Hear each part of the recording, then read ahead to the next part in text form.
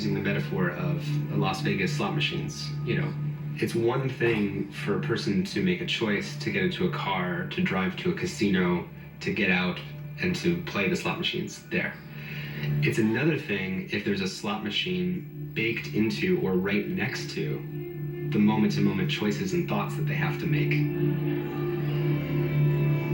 A slot machine is persuasive because it operates on a principle of intermittent variable reward, which means that you pull some lever and sometimes you get an exciting, enticing reward, and other times you don't. And it's exactly when it's unpredictable, when uncertainty is maximized, that people get the largest rush and the largest addictiveness is created when it's a variable reward, an intermittent variable schedule reward. And your phone works the same way.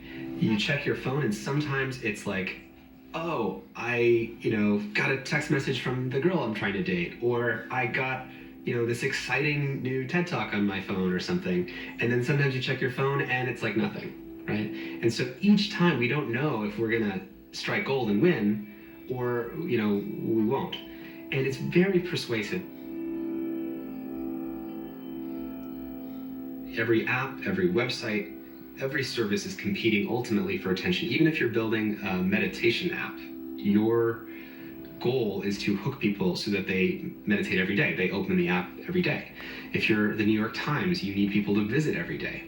If you're an addictive game or Facebook, you need people to come every day and to stay as long as possible.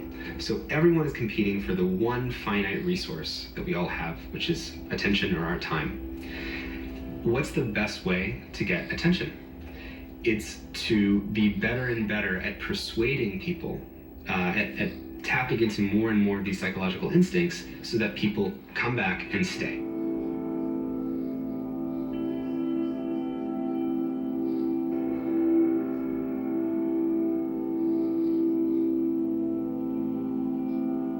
You wake up in the morning and one of the first things people do is they turn their phone over and they check it. And that programs their whole mind to think about their day, about what they owe to the world, the obligations they have to repay.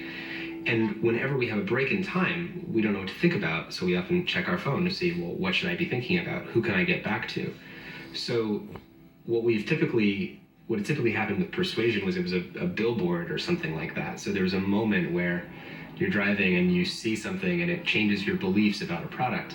That's one kind of persuasion, but another way is when it's actually influencing the contents of your mind moment to moment.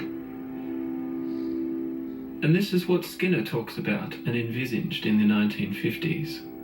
Society can be acculturated and programmed using powerful forms of persuasion based on addiction and reward. Professor Skinner has even written a novel, Walden 2. His vision of a whole society programmed on the reward system, behaving infallibly and being happy doing it. Skinner has a very ingenious way of making a system of highly compulsive organizations seem as though it were a very humane one. This is his great and original contribution. The old-fashioned mechanical collectives, the mega machines as I call them, were brutal. They used punishment as a way of enforcing conformity. Skinner and the psychological school that he represents have found a much better system than punishment. They first tried it out on animals, and now they're applying it to human beings. Reward them.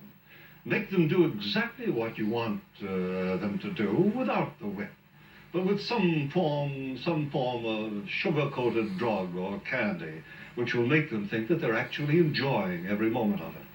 This is the most dangerous of all systems of compulsion. That's why I regard Skinner's Walden 2 as another name for hell.